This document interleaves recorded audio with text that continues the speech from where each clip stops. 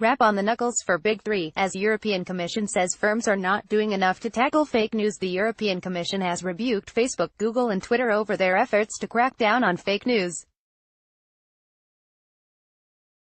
All three firms have signed the EU Code of Practice against disinformation, and were asked to report monthly on their actions ahead of the European Parliament elections in May this year. The elections come amid widespread concern at social media platforms being used to spread disinformation. These tech firms have been asked to tighten up on ad placement, transparency of political advertising, closure of fake accounts, and identifying automated bots. Naughty step. The European Commission has examined the monthly reports from these firms, and said that it has found them wanting in a number of areas.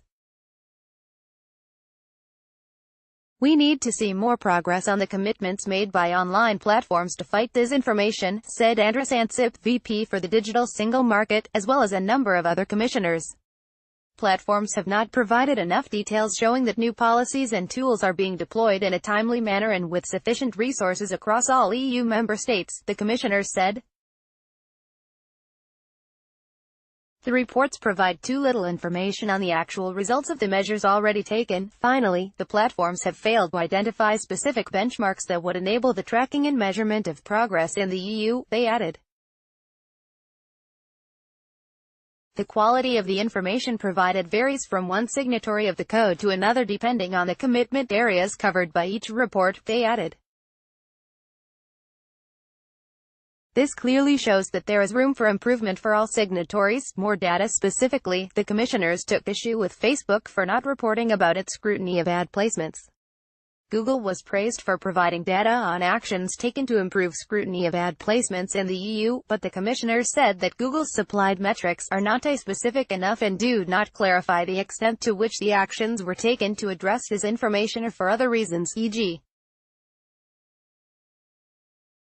misleading advertising. Twitter meanwhile did not provide any metrics on its commitments to improve the scrutiny of ad placements.